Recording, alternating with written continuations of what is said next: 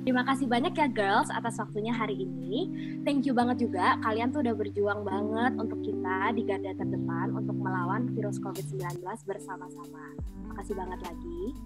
Nih ya, nah kita mulai dari pertanyaan pertama ya. Sebenarnya harus nggak sih kita tuh panik virus COVID-19 ini? Dan kalau misalnya kita kena, apakah itu the end of the world? Mudah nggak sih kita untuk sembuh? Dari dokter CH, menurutmu bagaimana? Oke, jadi aku bantu jawab. Di sini aku juga mau kasih tahu dulu sebenarnya tentang COVID overview ya. Jadi kita kenal lebih dalam dulu nih terhadap si COVID tersebut. Jadi biar kita lebih tahu nanti ke belakangnya itu akan lebih nyambung gitu. Jadi pertama aku mau kasih tahu COVID itu kan sebuah virus ya, seperti yang kalian semua juga udah tahu. Namanya itu coronavirus. Nah sebenarnya karena dia itu virus, nggak perlu takut karena dia bisa sembuh sendiri. Cuman itu adalah gimana ya? Mungkin tuh ada salah satu struggle juga gitu ya.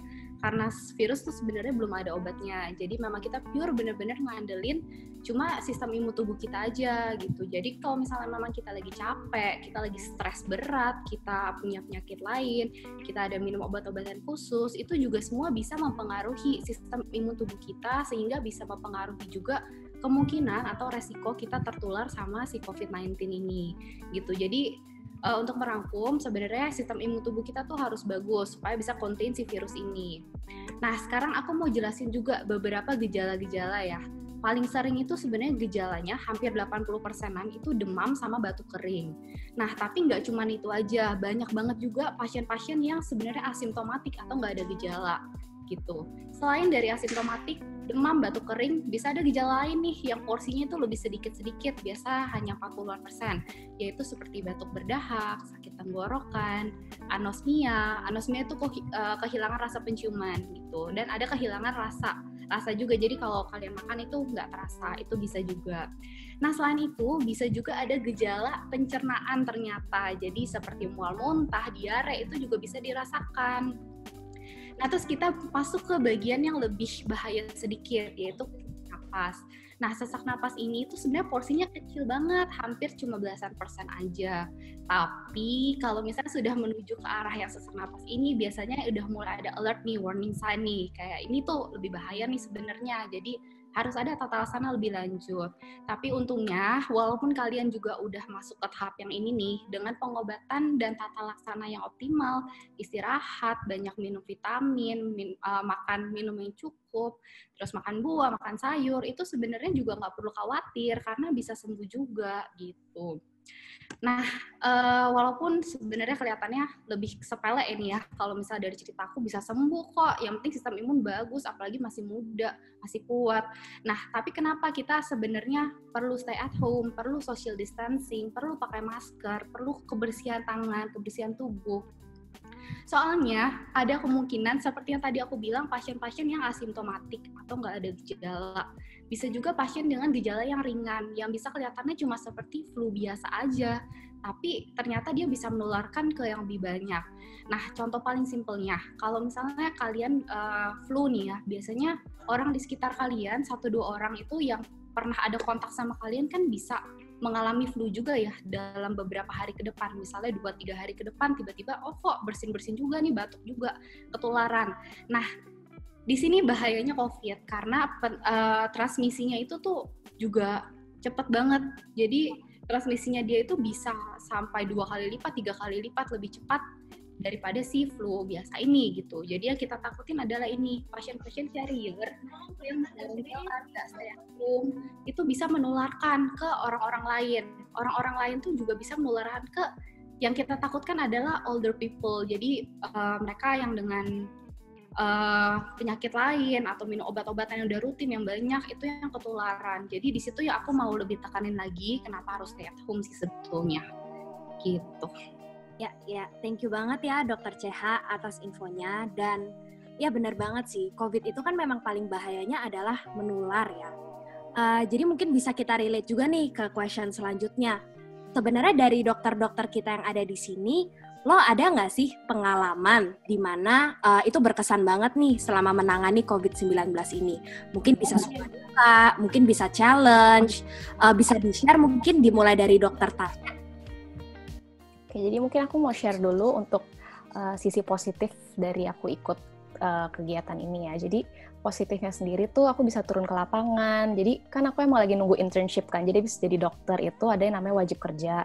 Nah untuk saat ini tuh waktu internshipnya tuh nggak menetap karena masih pandemi kan. Nah jadi kayak di waktu yang senggang ini aku bisa nerapin ilmu-ilmu aku, jadi nggak lupa dan juga bisa turun ke lapangan langsung. Tapi mungkin kalau challenge yang aku hadapin tuh ada 3 tipe orang yang bisa ditemuin di setiap rumah sakit pastinya. 1, orang yang parnoan atau was-was.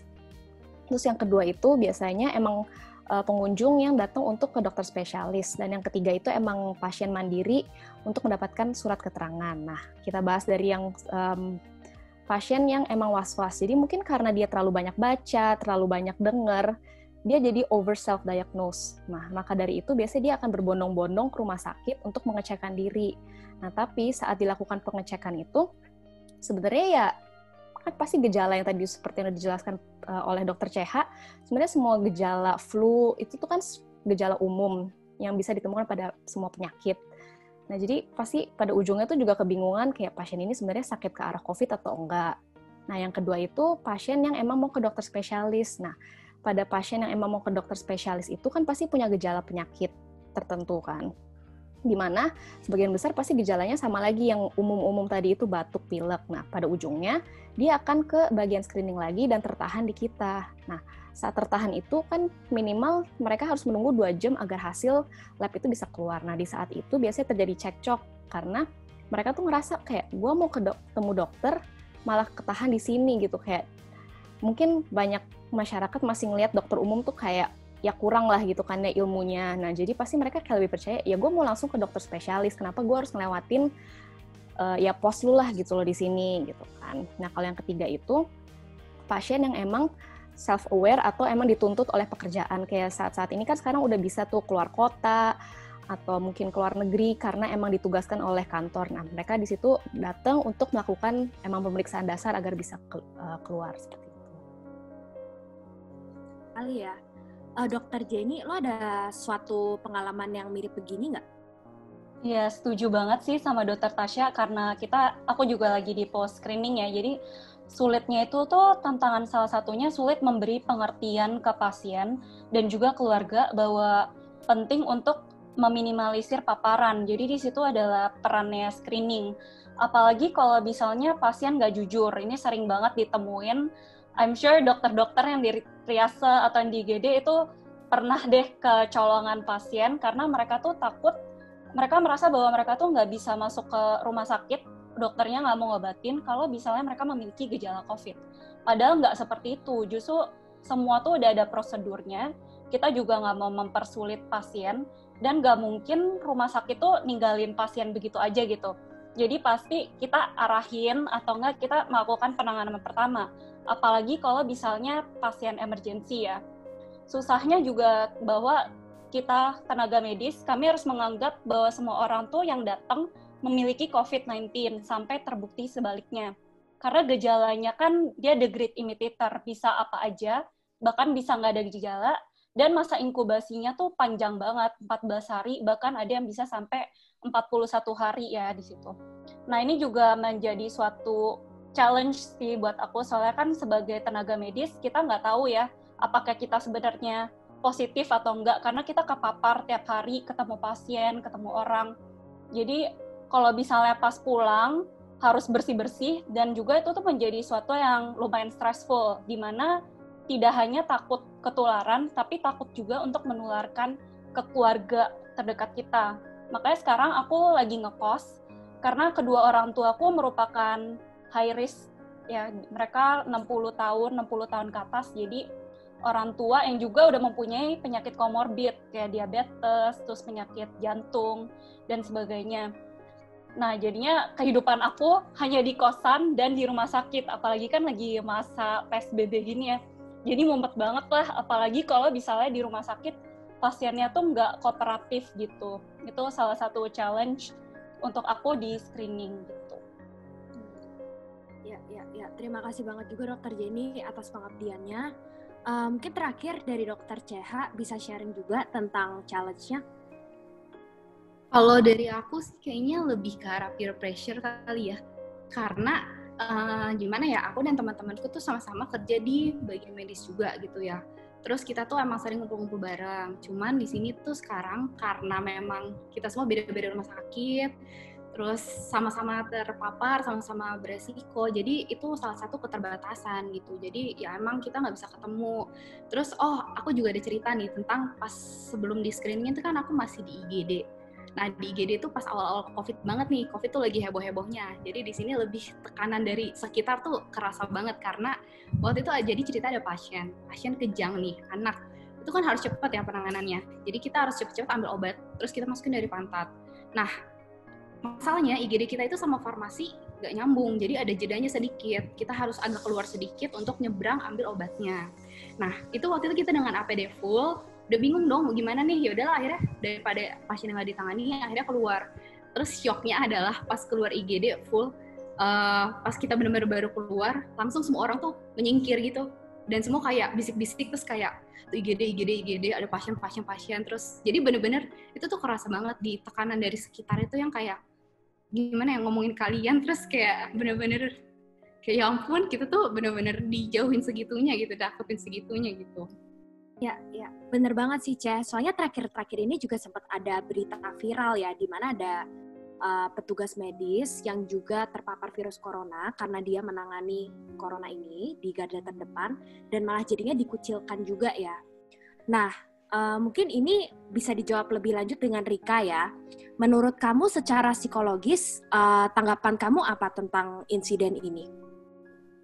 Ya, oke. Jadi kalau misalnya kita lihat sebenarnya masalah diskriminasi atau stigmatisasi ini sama tenaga medis itu banyak banget ya. Bukan cuma terjadi di kota besar kayak misalnya tadi Dokter CH alami. Ini kan Tangerang, maksudnya udah kota besar gitu atau di Jakarta. Tapi ternyata di kota-kota kecil di Jawa itu tuh juga banyak. Artinya sebenarnya memang masalah ini tuh concern yang serius banget karena hampir semua orang mengalami ini, terutama di tenaga medis ini gitu. Dan sebenarnya kan nggak enak banget ya diperlakukan seperti itu. Kalau misalnya kita lihat ke cerita Dokter Jenny juga, ketika dia nggak bisa pulang ketemu keluarga gitu karena memang ada pertimbangan tertentu. Jadi memang ini perlu kita perhatikan banget sih karena ini berkaitan banget juga sama well-being kita sebagai manusia gitu. Menarik banget ya sharing dari Dokter Rika ini. Nah, mungkin kita move on kali ya dari tadi kan kita bahas social stigma around petugas medis. Nah, sebenarnya gue di sini mau bahas tentang social stigma around orang-orang yang awam sih, yang di rumah aja kebetulan sama yang nonton. Nah, kebetulan gue sama Mimi tuh satu kantor. Waktu awal-awal ada corona outbreak ini, langsung deh kita berdua panik nih berdua, kayak langsung kita ngejudge orang yang pertama kali kena corona. Kita langsung kayak itu orang kena corona sih gara-gara nggak ngikutin peraturan social distancing sih, mungkin nggak cuci tangan dan kayak nggak jaga tingkat hygiene. Nah, gue ngerasa kayak sekarang tuh banyak banget nih stigma around people yang kena corona. Lu ngerasa gitu nggak sih, Mi? Gue ngerasa banget sih, dan actually ingat gak sih Tiff, kita tuh dulu kayak di kantor pas mau buka pintu tuh buka pakai siku, gara-gara kita tuh takut banget kan, kayak ntar sabun di toilet habis atau gimana, kayak there's a lot of stigma lah behind it. Makanya gue juga setuju banget. Nah, mungkin ini pertanyaan yang juga bisa dijawab oleh Rika ya, kan dia expert banget nih tentang pola orang berpikir. Gimana Rik, menurut lo, kenapa ya orang tuh judge para penderita COVID-19 ini banget? Oke, sekarang aku akan bahas sedikit dari scientific gitu ya. Jadi, memang kenapa sih kita tuh bisa munculin stigma untuk orang lain, terutama dalam hal ini adalah si COVID-19 ini. Dari jurnal-jurnal penelitian itu tuh memang terbukti, pertama itu karena ada rasa takut atau fear gitu. Jadi, ketika kita takut, ketika kita cemas, ketika kita stres, maka emosinya itu kan nuansa emosinya lagi dominan banget kan. Ketika nuansa emosinya lagi dominan, kita sulit untuk berpikir logis. Yang kita keluarkan adalah reaktif, respon yang otomatik gitu. Jadi kayak, kita ngelihat orang nggak cuci tangan, kita langsung judge. Kita ngelihat orang yang habis di rumah sakit, langsung kita jauhin gitu. Karena ada rasa takut, nggak bisa dipungkiri kan kita sekarang ini kondisinya lagi nggak mudah kan. Jadi pertama memang kita perlu sadar kalau kita ada nuansa emosi negatif yang mendominasi, sehingga kita sulit berpikir logis. Nah, yang kedua adalah ketika kita merasa tidak aman atau insecure gitu. Jadi dalam kondisi ini, dalam pandemi ini, kita ingin sehat, kita nggak ingin terpapar virus corona ini. Caranya gimana? Jadinya kita cenderung menjauhi orang lain yang kita lihat sebenarnya mungkin dia banyak terpapar sama virus itu. Atau contohnya di sini konkretnya adalah dokter, suster, atau bahkan sebenarnya kayak office boy di rumah sakit pun mungkin ketika mereka pulang ke rumah mereka dijauhi gitu kan, gitu karena sebenarnya ada perasaan ingin aman. Nah, tapi sayangnya ketika kita nggak bisa kontrol itu, malah kita jadinya merugikan orang lain gitu. Tapi perlu disadari dulu, pertama kita ada cemas atau takut atau stres, yang kedua karena kita tuh sebenarnya ingin aman gitu. Iya. Nah, makanya ya teman-teman, ternyata tuh penting banget buat kita tuh nggak ngerasa panik di rumah dan kita tetap tenang, kita tetap positif, supaya juga nggak makin mudah gitu untuk makin stres di situasi seperti ini. Nah, yang suka panik-panik di rumah ya, terutama yang hobi banget baca symptoms corona, terus self-diagnose diri sendiri, let's learn from this juga ya. Tapi sebenarnya gimana ya cara kita tuh manage judgment terhadap diri sendiri dan orang lain di masa COVID-19 ini? Soalnya pasti nggak mudah juga ya, menurut lo gimana, Rik? Betul, pasti nggak mudah banget. Nah, mungkin yang bisa aku share, aku kepikiran 3 hal sih, yang mungkin biar teman-teman juga nggak sulit gitu ingetnya gitu ya. Yang pertama, karena yang aku bilang tadi, karena kita ngerasa takut, karena kita cemas, ketika emosinya itu tinggi, kita kan sulit berpikir logis. Jadinya, supaya kita bisa berpikir logis dan tenang, emosinya harus diturunin.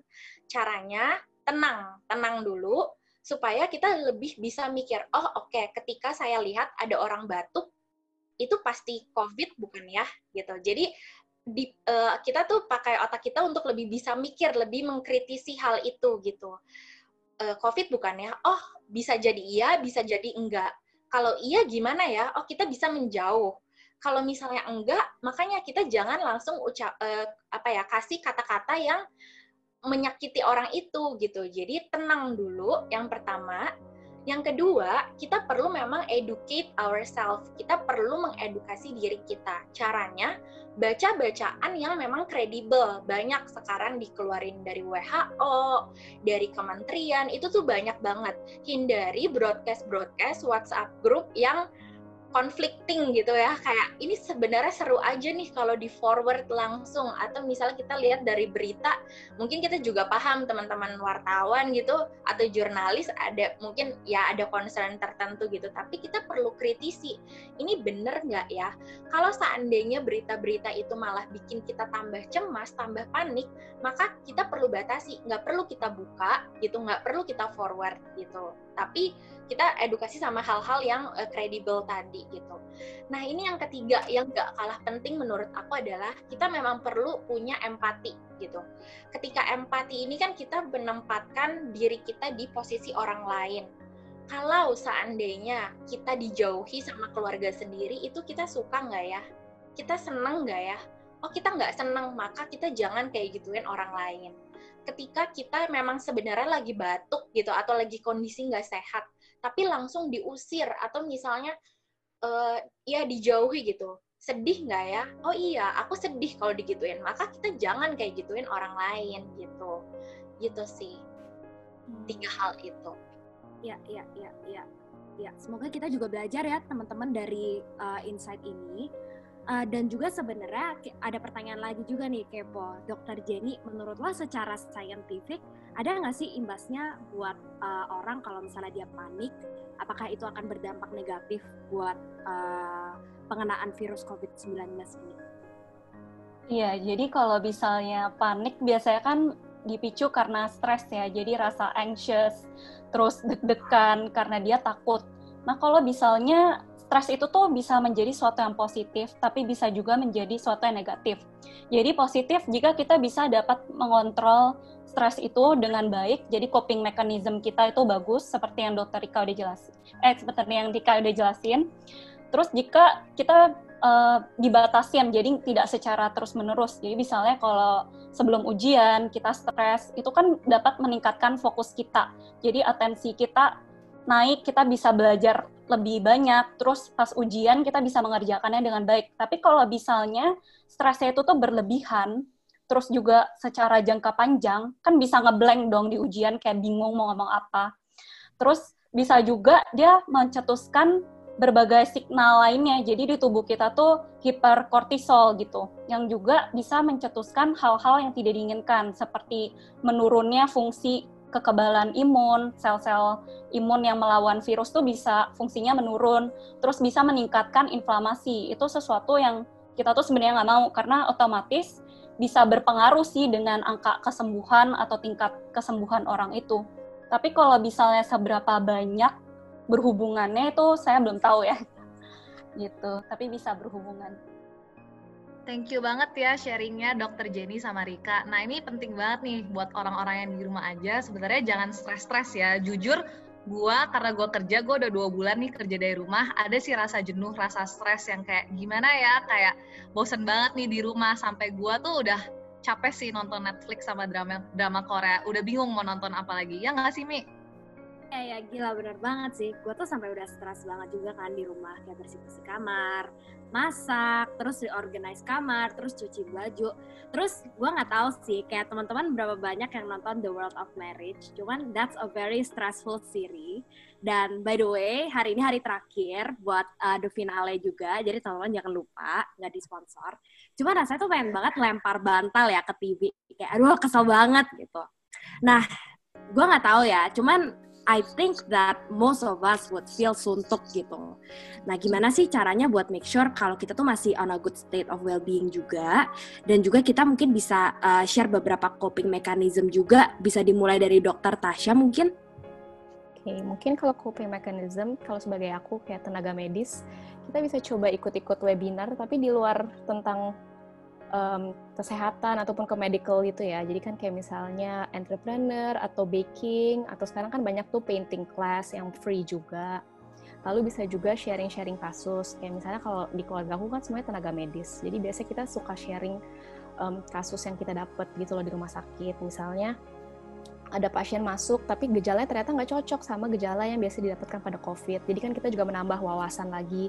Ternyata nggak semua gejala yang umum tadi disebutin di awal itu pasti sesuai dengan pasien yang kita dapetin. Bisa aja dia mirip DBD, ternyata sebenarnya dia COVID, seperti itu. Atau mungkin membantu orang-orang rumah, seperti aku kan punya adik kelas 6. Jadi kayak bantuin tugas, ataupun project, ataupun homework dia. Untuk coping mechanism sih sebenarnya intinya seperti yang tadi Rika bilang ya, intinya kita harus menurunkan rasa cemas, rasa takut, dan emosi yang meluap itu. Ya. Mungkin dari Rika juga ada yang lo mau tambahin nggak? Oke.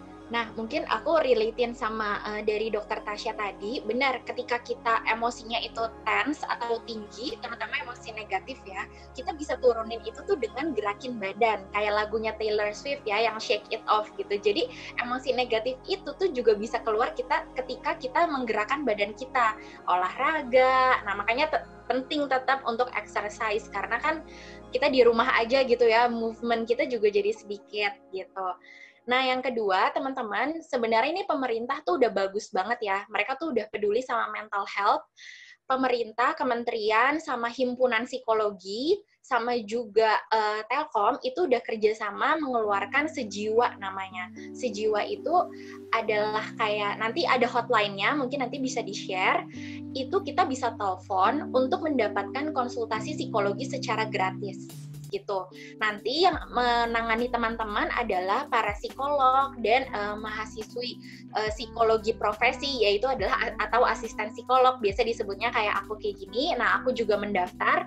Nanti semua masyarakat Indonesia yang rasanya stres atau punya burden secara psikologis gitu terkait COVID ini boleh menelpon dan gratis, itu pentingnya. Gitu.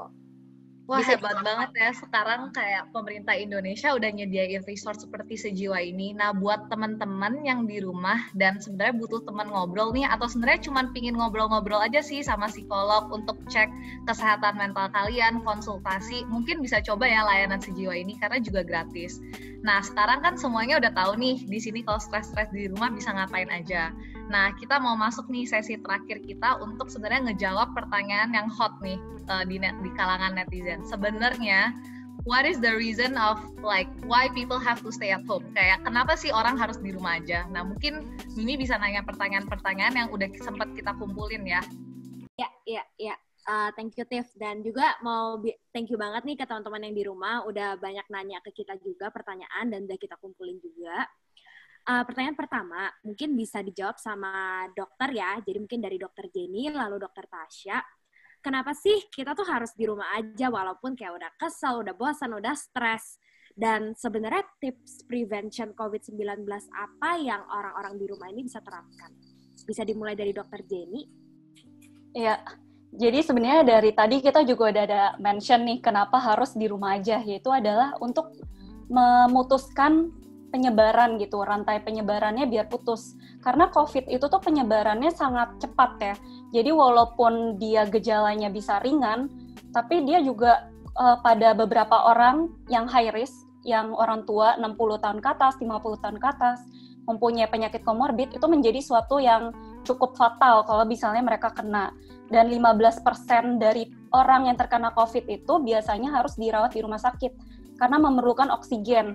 Nah, bayangkan kalau misalnya kita tidak memutuskan rantai, jadi banyak orang keluar tanpa mengikuti aturan WHO, itu penyebarannya akan meningkat dan orang yang terkena COVID itu bakal meningkat banget. Bahkan kan ada yang nggak bergejala, bisa aja COVID positif ya, jadi we never know. Dan tenaga medis kita, terus resources di rumah sakit, itu tuh nggak bisa mencukupi kalau misalnya kalian semua tidak melakukan prevention gitu.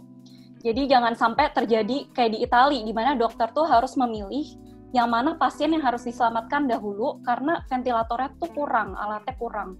Karena sekarang aja juga isolasi di rumah sakit itu udah banyak yang full ya, jadi cari rujukan itu tuh juga udah susah untuk pasien-pasien yang memang rapid test-nya positif atau enggak udah terbukti dia COVID-nya positif. Nah, makanya kita mau meratakan kurvanya, jangan sampai nanti udah mulai stabil, terus ada tuh second wave of naik karena lebaran ini, karena di airport ya, udah rame, terus di mana-mana juga banyak influencer juga yang menyebarkan bahwa mereka tuh underestimate COVID a lot karena gejalanya mild, tapi untuk orang lain tuh bisa fatal gitu ya. Jadi penting untuk mengikuti rekomendasi dari WHO gitu. Yaitu yang pertama kan ya cuci tangan ya, kita udah tahu semua 40-60 detik. Kalau misalnya keluar bisa pakai hand sanitizer 60% alkohol. Terus pakai masker. Nah, pakai maskernya itu juga harus dengan benar, jangan asal. Aku suka greget kalau lihat orang yang pakai segini doang, terus hidungnya mancung gitu, padahal kan harusnya sampai atas. Jadi di atas sampai ke bawah, please. Jadi kalau keluar penting untuk pakai masker kain. Terus jaga jarak. Jadi nggak cukup kalian hanya pakai masker tapi nggak jaga jarak ya. Itu penting 1,5 meter, udah nggak 1 meter lagi. Terus selain itu ya stay at home, jadi meminimalisir kalian untuk keluar. Kalau misalnya nggak perlu keluar, jangan keluar gitu. Dan yang kayak Rika udah kasih tahu sih, dengan menjaga coping mechanism ya, kayak misalnya keep being active, olahraga teratur, terus makannya juga yang cukup, minum vitamin, kalau bisa high dose vitamin C. Jadi dengan stay at home, kalian membantu sebenarnya banyak banget orang, terus orang yang udah di front line juga jangan sia-siain kerja keras mereka, udah bersusah payah pakai APD, panas-panasan, dan segala-galanya deh. Stay at home. Benar. Teman-teman di rumah jangan ada yang underestimate COVID-19 juga ya, karena semua yang di garda terdepan juga sudah berusaha sebisa mereka banget, udah banyak banget pengorbanan untuk memastikan kita semua tuh bisa aman di rumah. Nah, mungkin dari Dokter Tasya, kamu juga ada tambahan nggak mengenai topik ini? Nah, untuk prevention setuju banget ya. Intinya kan ngikutin guideline yang udah ada, hygiene. Nah, mungkin untuk melanjutkan kenapa harus di rumah, jadi sama kayak Dokter Jenny, yang pertama kan pasti flatten the curve, kita nggak mau bikin lonjakan baru kan setelah lebaran ini. Nah, terus kedua juga pasti kan karena emang kita warga negara Indonesia yang baik dan benar, pasti kita mau ikutin peraturan yang ada. Jadi kita akan ikutin PSBB kan, karena kita juga nggak mau kena sanksi dan lain-lain. Terus yang ketiga juga seperti yang kata Dokter Jenny bilang tadi, sulit cari ventilator, sulit cari rumah sakit. Yang pasti kan jadi, maka dari itu dengan kita mengikuti peraturan yang ada, kan kita juga akan mengurangi resiko paparan. Dengan kita mengurangi resiko paparan itu juga, kan kita juga mengurangi kesulitan diri sendiri dan juga keluarga untuk mengurus diri yang sakit gitu. Jadi maksudnya tidak akan merugikan orang-orang sekitarnya seperti itu. Maka itu stay at home. Siap, Dokter Tasya. Nah, Rick, nggak bisa dipungkiri kan, walaupun memang kita tahu nih kita harus di rumah, tapi tetap penat ya pasti ya, tiap-tiap dari kita juga. Dalam sisi psikologi, kenapa ya kita tuh harus mencoba sebisa kita untuk menahan penat kita di rumah? Oke, mungkin penat itu tuh bukan ditahan tapi dikelola gitu kali ya. Jadi kalau misalnya kita ngerasa penat, kita ngerasa bosen, jenuh, mati gaya gitu ya, teman-teman pokoknya perlu sadari dulu kalau itu wajar, itu normal, karena lagi-lagi memang kondisi kita sekarang itu nggak mudah, pandemi loh, bukan cuman Jakarta, Tangerang, Bogor, tapi satu dunia gitu. Jadi bukan teman-teman aja kok yang merasa jenuh, penat itu, tapi semua di dunia ini sedang merasakan hal yang sama. Jadi terus gimana ya dikelolanya tadi ya, ada banyak cara, tadi kan udah disebutin juga. Dan kalau menurut aku kenapa kita harus stay at home, karena ini adalah bentuk kontribusi kita, terutama untuk aku misalnya bukan yang non medis, bukan yang ke rumah sakit, ya ini memang cara aku untuk menghargai para tenaga medis. Ketika masalah ini udah jadi pandemi, kita nggak bisa kerja cuman sebagian orang aja yang kerja, dokter aja deh yang kerja, kita cuek, nggak bisa gitu. Tapi kita juga perlu kerja sama, kita perlu teamwork. Caranya apa? Ya kerja sama di bagian kita masing-masing. Kalau misalnya aku bisa di rumah gitu. Karena kan sedih banget juga ya, ada berita yang viral, mungkin teman-teman juga tahu ya, ada YouTuber yang meng-underestimate COVID ini, dia nggak mau cuci tangan, nggak mau pakai masker, gitu. Atau ada juga kemarin yang tragedi di McDonald's, Sarinah tutup malah berbondong-bondong ke sana gitu. Itu sedih banget sih, karena sebenarnya ya itu dia gitu. Nanti kalau kurvanya naik lagi, bahkan akan semakin bahaya kan gitu. Jadi ini sebenarnya bentuk kerjasama kita sih gitu. Ya, noted banget, Rick. Dan semoga kita semua juga bisa bekerja sama ya untuk flatten the curve ini, dan kita juga semua bisa soon keluar lagi dan bisa makin ketemu dengan semua saudara-saudara atau semua teman-teman yang kita cintai juga. Nah, ini pertanyaan buat Dr. Chehan nih. Sebenarnya apa ya yang bisa dilakukan oleh semua teman-teman yang ada di rumah atau siapapun itu yang ada di rumah supaya bisa ikut berkontribusi dan membantu kalian yang berada di garda paling depan untuk melawan COVID-19 ini. Soalnya kan kita juga di rumah aja ya, dan kita tuh pengen tahu banget kenapa ya kita tuh bisa bantu apa sih gitu. Sebenarnya beberapa dari kalian tuh agak kesulitan ya untuk membantu, karena bingung juga kalian mungkin mau bantu kemana, harus bantu apa gitu. Jadi di sini aku mau bantu kasih tahu kalau misalnya memang kalian berniat untuk membantu, yang kalian bisa bantu tuh banyak. Misalnya contohnya APD kan udah pasti ya, karena memang memang kita banyak kebutuhan, pasien juga setiap hari semakin banyak, kasus COVID semakin banyak, rujukan juga semakin banyak, jadi APD itu nggak akan pernah bisa berhenti dibutuhkan gitu. Nah, terus selain APD, yang kedua itu bisa juga kalian donasi seperti makanan, jadi makanan-makanan sehat, terus air bersih, itu juga sangat berarti sih untuk kita sebetulnya. Nah, terus aku mau juga ngomongin di selain yang tenaga medis ya mungkin ya, jadi di rumah sakit itu kan ada banyak tuh selain tenaga medisnya, kayak contohnya tukang parkirnya lah, cleaning service-nya lah, terus satpam, security, itu kan juga mereka membutuhkan APD, membutuhkan makanan dan minuman gitu. Cuman biasanya sih para donation partner ini belum menuju ke arah situ ya, jadi memang fokusnya ke tenaga medis, jadi mereka tuh agak sedikit kayak dilupakan gitu. Jadi mungkin bisa juga kalau misalnya kalian mau menyumbang ke arah situ gitu. Terus aku juga mau kasih tahu nih, kita dari Evantion ini ada memiliki beberapa donation partner. Ada 4 donation partner. Nah, yang pertama itu dari rumah juga bisa. Nah, dari rumah juga bisa ini menyalurkan alat pelindung diri. Jadi dia itu untuk seluruh fasilitas kesehatan di seluruh Indonesia dia bisa sediakan gitu. Jadi kalau kalian mau menyumbang seluruh Indonesia bisa kok, dari rumah juga bisa. Yang kedua adalah health to health. Health to health ini foundernya adalah dokter.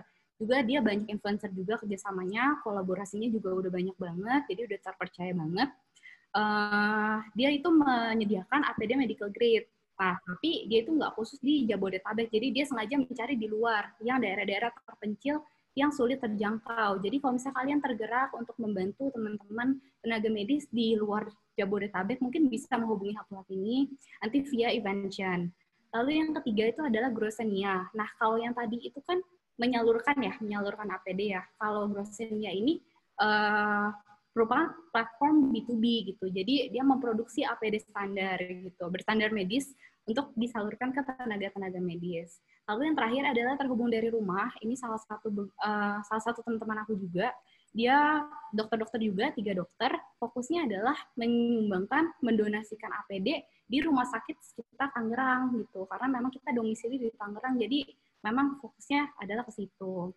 Gitu. Jadi bagaimana teknisnya, bagaimana cara menyumbangnya. Habis ini ada Q&A session. Habis itu nanti akan dijelaskan lebih lanjut dari Evention team-nya ya. Ya, thank you banget ya CH udah membantu untuk menghimbau teman-teman tentang apa yang sebenarnya mereka lakukan, jadi nggak cuma bisa tinggal diam aja.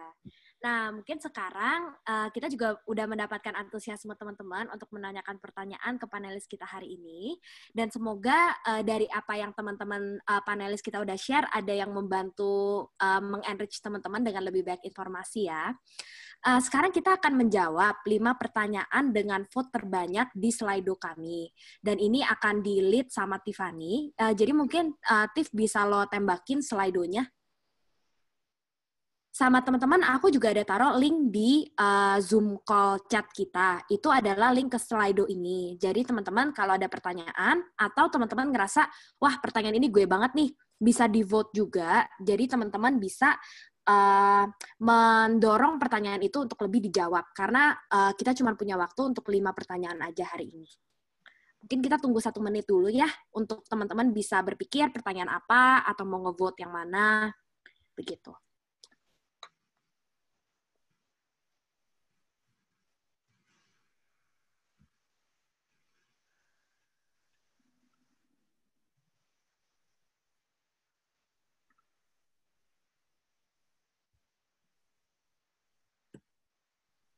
Mungkin kita bisa mulai kali ya Q&A-nya.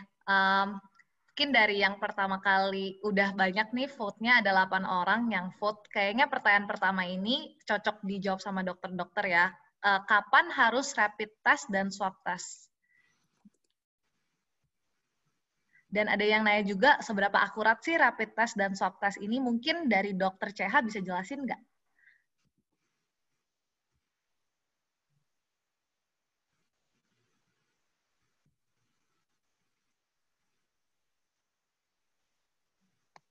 Oke, jadi aku mau bantu jawab untuk kapan harus rapid test dan swab test ya. Nah, kalau misalnya kalian memang setiap hari stay at home, nggak ketemu orang-orang, nggak ada kontak sama pasien-pasien COVID, menurutku sih nggak butuh untuk pemeriksaan ini. Karena memang pemeriksaan ini kan juga lama ya nantinya, terus banyak dibutuhkan oleh tenaga-tenaga medis, dan pasien-pasien yang memang betul ada gejala dan ada kontak. Jadi kalau misalnya kalian tanya kapan kalian butuh untuk melakukan rapid test dan swab test, itu mungkin lebih kalau misalnya kalian ada bergejala, seperti yang tadi udah aku jelasin di awal, yaitu kalian ada demam, batuk kering atau batuk berdahak, ada sakit tenggorokan, terus perasaan hilang rasa, gitu. Itu kalian boleh untuk ajukan diri kalian melakukan rapid test dan swab test. Kalau misalnya kalian memang nggak ada bergejala dan cuma hanya ingin tahu aja rapid test dan swab test itu sebenarnya kalian kena COVID atau enggak sih, menurutku itu nggak perlu banget, karena yang pertama sebenarnya rapid test sensitivity-nya itu masih rendah ya. Jadi banyak juga nih di lapangan yang ternyata rapid test-nya positif tapi swab-nya negatif atau kebalikannya gitu. Dan swab sendiri itu prosedurnya tidak nyaman, jadi sakit. Karena itu kan pakai semacam cotton pads yang agak panjang lalu dikorek gitu di bagian dalam. Jadi itu rasanya nggak nyaman dan menurutku sih nggak butuh. Selain itu juga harganya mahal, bisa jutaan, 2 juta, 3 juta, 4 juta, tergantung kalian di mana rumah sakitnya. Gitu. Semoga bisa menjawab sih kurang lebih apa yang dibutuhin kalau rapid test dan swab test ya. Dokter lain ada yang mau nambahin nggak? Mungkin dari dokter Tasya atau dokter Jenny? Mungkin aku mau nambahin nih, jadi kalau pada pasien yang misalnya dia udah rapid test nih, terus dinyatakan reaktif, kan tadi yang seperti udah dibilang sama dokter CH ya, sensitivitas dan spesifitasnya nggak setinggi itu seperti swab. Nah, apabila pada sekali rapid udah reaktif, akan dianjurkan untuk melakukan swab.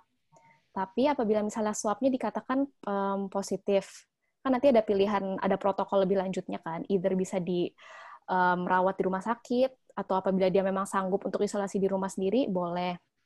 Nah, tapi kan harus di-follow up. Maka dari itu, setelah 1 minggu, biasanya akan kita follow up kembali untuk hasil swab-nya, apakah masih positif atau tidak. Jadi, at least minimal baru dikatakan free dari COVID, itu harus minimal 2 kali negatif pada swab-nya. Seperti itu. Oke, terima kasih ya Dokter Tasya. Mungkin kita ke pertanyaan selanjutnya. Ini kayaknya lebih cocok buat Rika ya yang jawab. Ada yang nanya, gue di rumah suka berasa nggak produktif, terus jadi stres sendiri, karena terus di rumah aja berasa terbatasi. Gimana ya coping mechanism yang tepat? Oke. Nggak produktif ini tuh perlu kita define dulu gitu ya. Sebenarnya ada banyak pekerjaan, tapi jadinya nggak produktif karena di rumah, atau memang lagi nggak ada kerjaan karena satu dan lain hal, jadinya nggak tahu mau ngapain gitu. Karena nanti coping mekanismenya juga jadi beda. Kalau misalnya yang pertama, sebenarnya banyak banget kerjaannya, tapi karena di rumah jadi nggak produktif, itu bisa pertama emang kita set jam kerja gitu ya. Ya udah kalau emang misalnya kita cuma bisa kerja 5 jam atau misalnya 4 jam padahal biasanya kalau ke kantor 8 jam, it's okay banget gitu. Jadi memang ekspektasi kita di-maintain dan diturunin gitu. Jadi lebih baik 2 atau 3 jam produktif daripada tidak produktif sama sekali gitu kan. Jadi disesuaiin lagi aja gitu. Itu kalau misalnya pekerjaannya banyak. Itu misalnya siap sedia kopi juga gitu ya, jadi sambil kerja bisa sambil ngopi kayak gitu. Atau misalnya pakai baju yang emang lebih serius, jadi bukan baju tidur, kita udah buka laptop, itu pasti kan nuansanya masih nuansa ngantuk gitu. Jadi kita manipulasi lingkungan juga gitu ya, pakai kursinya yang bikin kita tegak kayak gitu. Itu kalau seandainya teman-teman banyak kerjaan. Tapi kalau seandainya aduh nggak produktif karena emang nggak ada kerjaan, lagi nunggu internship atau nunggu koas gitu misalnya, atau misalnya kuliahnya udah libur, atau teman-teman emang pekerjaannya di stop gitu, ya ini kayak tadi bisa ikut webinar, bisa olahraga, bisa masak. Karena kalau misal kita lihat masak sendiri itu kan beragam banget ya makanannya ya. Ada Western, Indonesia, India, Chinese gitu. Jadi boleh dieksplor aja gitu. Mungkin bisa download Pinterest. Di situ juga ada banyak tuh aktivitas-aktivitas yang bisa jadi ide untuk teman-teman lakukan di rumah gitu. Oh, dan mungkin tahu kenal diri juga kali ya gitu. Kalau misalnya aku suka baca buku, berarti bisa tuh baca-baca buku baru yang belum dibaca. Tapi kalau seandainya nggak suka baca buku, tapi naruh to-do list baca buku, tuh kan pasti struggling banget ya, gitu. Jadi, lihat juga sih kayak interest kita tuh di mana, gitu. Itu bisa di-explore lebih lanjut di situ, gitu. Thank you banget ya Rika. Nah, mungkin karena waktu juga kita jawabnya 2 pertanyaan terakhir ya, karena waktu. Sebenarnya ada pertanyaan lucu sih, ada orang yang self quarantine terus naik 4 kilo. Kayaknya itu kamu choose makanannya jadi healthy food aja ya, yang nanya ini ya, ganti ya, makanannya jangan yang manis-manis, coba ganti sayur-sayuran kali ya. Nah, moving on to the next question. I think this is a very good question. Dok, sebenarnya masker kain itu maksimal dipakai berulangnya berapa kali sih? Mungkin salah satu dari dokter di sini ya bisa jawab. Mungkin dokter Jenny bisa bantu jawab? Iya, jadi asalkan bersih, dia bisa dipakai berulang sih. Tapi kalau misalnya kalian pakai, itu kurang lebih mirip-mirip surgical mask. Jadi 7-8 jam seharinya itu kalian udah harus ganti. Dan dilihat kalau misalnya maskernya udah rusak, bolong-bolong, itu kan nggak bisa diganti dong. Nggak bisa dipakai lagi dong. Jadi harus diganti gitu. Oke, mungkin to our last questions ya. Kayaknya banyak yang nanya, sebenarnya kalau misalnya kita merasakan symptoms COVID-19 tuh harus kemana, penanganannya itu gimana. Mungkin bisa dijelasin secara general penanganan rumah sakit tuh gimana ya. Mungkin kayak soalnya banyak nih yang nanya di pertanyaan cara penanganan, kalau misalnya emang jelas-jelas kita kena simptom COVID nih, next-nya tuh gimana? Apakah hubungi call center? Apakah langsung ke rumah sakit terdekat? Mungkin dokter-dokter di sini bisa bantu jawab kali ya. Mau Dokter Jenny mungkin? Mulai dari Dokter Jenny. Ya, boleh saya bantu jawab. Jadi, symptoms COVID-19 kan sebenarnya dia berbagai macam banget ya. Jadi, belum tentu walaupun udah khas banget, itu masih bisa aja dia negatif gitu. Misalkan ada penyakit lainnya yang banyak menyerupai COVID. Jadi, kalau misalnya gejala kalian dilihat dulu gejalanya bagaimana. Kalau misalnya itu mild, atau kalian nggak yang severe, sesak banget, terus demam tinggi, itu kalian masih bisa coba telemedicine. Jadi misalnya dari Halodoc, itu kalian konsulin dulu, atau nggak mau ke klinik terdekat juga sebenarnya boleh. Nah, kalau dari situ, biasanya kalau misalnya gejala kalian yang nggak severe tapi mild aja, itu dipulangin sih. Jadi dikasih obat simptomatik buat penanganan simptom kalian, tapi kalian harus isolasi mandiri di rumah. Jadi kurang lebih 14 hari, itu juga ada protokolnya, kalian bisa cari dari Menkes, lengkap di situ gimana caranya. Tapi kalau misalnya memang dari telemedicine-nya diarahin, kalian harus cek rapid lah, misalnya kalian mempunyai riwayat kontak, itu kan otomatis bakal disaranin tuh untuk cek rapid. Itu kalian bisa coba telepon di 119, atau enggak kalian ke rumah sakit rujukan buat COVID gitu. Mungkin ada yang mau nambahin? Ada yang mau nambahin, Dokter Tasya atau Dokter Ceha mungkin?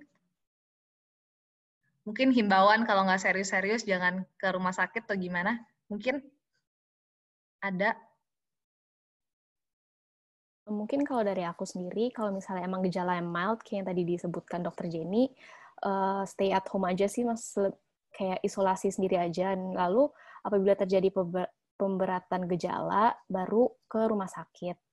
Nah, kalau misalnya emang dari awal udah ada gejala yang berat, lebih disaranin untuk segera ke rumah sakit. Seperti itu sih. Oke, thank you ya udah jawab pertanyaan-pertanyaan. Nah, sebenarnya nih masih banyak banget nih pertanyaan yang ada di sini. Nanti di akhir acara webinar, kita bakal kasih tahu ya caranya untuk gimana biar pertanyaan-pertanyaan kalian ini masih bisa terjawab. Oke. Thank you, Tiffany. Dan gak kerasa banget, udah hampir 1 jam loh kita tuh ngobrol bareng di sini. Semoga teman-teman gak bosan, semoga teman-teman masih energetik. Dan sekarang kita nih mau kasih tahu teman-teman nih secara detail, cara teman-teman bisa berkontribusi membantu pahlawan medis kita, caranya gimana sih? Tiff, mungkin bisa ditunjukin slide-nya? Nah, jadi teman-teman, kita tuh udah bekerja sama dengan 4 foundation yang tadi Dr. Charlene sudah ceritakan. Dan kita itu mengumpulkan semua dana dari teman-teman. Dan teman-teman caranya gampang. Jadi tinggal scan aja QR BCA yang ditunjukkan di slide ini. Lalu teman-teman bisa mendonasikan seberapapun yang teman-teman mau. Ikhlasnya berapa aja. It's not about berapa banyak yang teman-teman sumbangin. Mau 5.000, mau 10.000 juga nggak apa-apa. Udah membantu make a difference juga buat teman-teman kita di garda terdepan. Lalu teman-teman jangan lupa buat kasih Rp1 di akhir nominal donasi teman-teman. Kenapa? Supaya kita bisa tahu kalau itu adalah donasi dan kita juga bisa langsung mendonasikan amount itu kepada 4 donation foundation yang tadi disebutkan.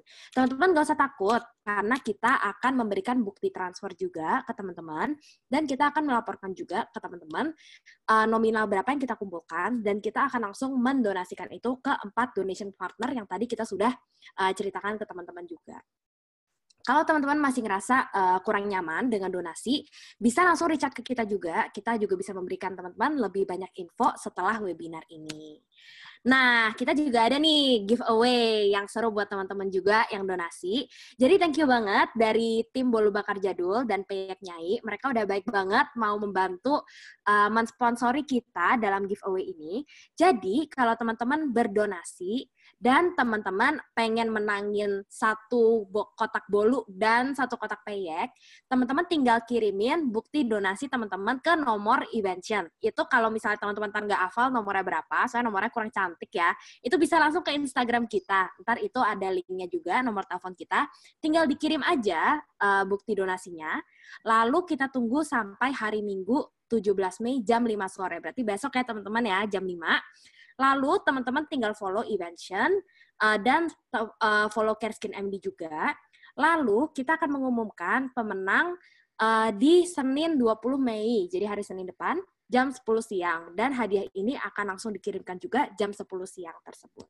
Kalau ada lebih banyak pertanyaan lagi, bisa langsung di WA aja dan kita akan menjawab teman-teman sebisa mungkin. Begitu.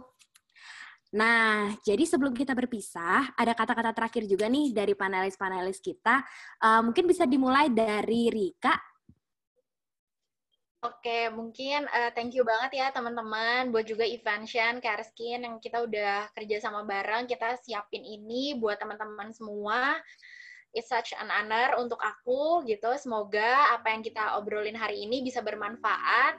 Gitu, teman-teman tetap semangat, kita nggak sendirian melalui ini, kita bareng-bareng, kita pasti bisa, karena this too shall pass. Udah itu aja. Iya, Prika. Bisa dilanjutin juga dengan Jenny. Iya, thank you banget lagi untuk Invention udah ngadain ini dan invite aku dan Dr. Charlene sebagai panelis di first talk, Invention Talk-nya mereka. Di sini seru banget ya, aku juga thankful banget bagi kalian yang mau meluangkan waktu untuk ikut. Semoga ini berguna buat kalian dan kalian bisa spread the news to make a difference, karena each of you tuh berperan penting dalam peperangan melawan pandemi ini.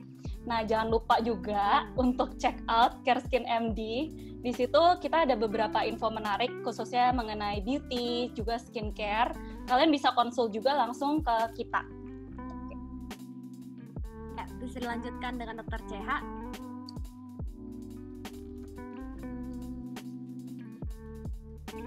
Terima kasih semua atas waktunya, atas perhatiannya selama 1 jam terakhir. It's a fun session after all. Terus aku juga mau namanya dari Dr. Jenny. Kalau misalnya aku salah satu co-founder dari CareSkin MD, jadi jangan lupa untuk follow. Terus kita juga ada beberapa account, jadi ada Instagram account, ada YouTube, ada Pinterest, ada Facebook, dan yang seperti tadi udah dibilang, kita selalu menyediakan informasi-informasi terbaru dan kalian juga bisa konsul. Kalau mau chat sama kita berdua adminnya, jadi langsung ketemu kita.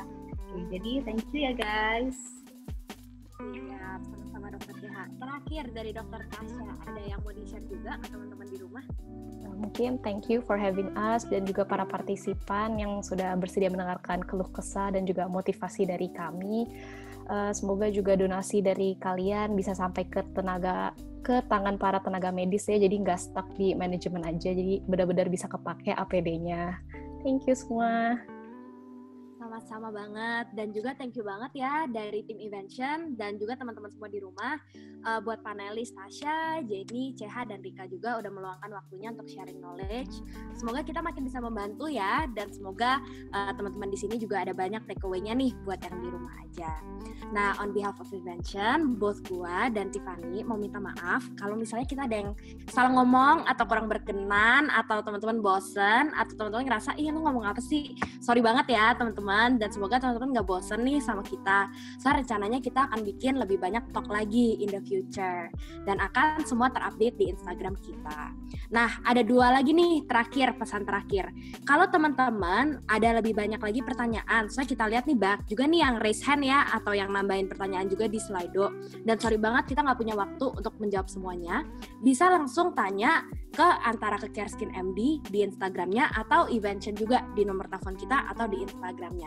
Kita akan mencoba sebisa mungkin untuk menjawab teman-teman. Kedua, kalau teman-teman tahu nih, oh ada yang butuh bantuan, ada rumah sakit yang butuh bantuan, daerah yang butuh bantuan, orang yang butuh bantuan, dan teman-teman pengen tergerak untuk membantu, kita sangat-sangat open untuk membantu teman-teman, dan kita juga bisa mencobalah membuat suatu inisiatif. Jadi kalau teman-teman ada yang tergerak, please reach out ke kita, DM kita di Instagram atau di nomor telepon kita langsung, dan kita akan berusaha untuk berusaha sebisa kita juga.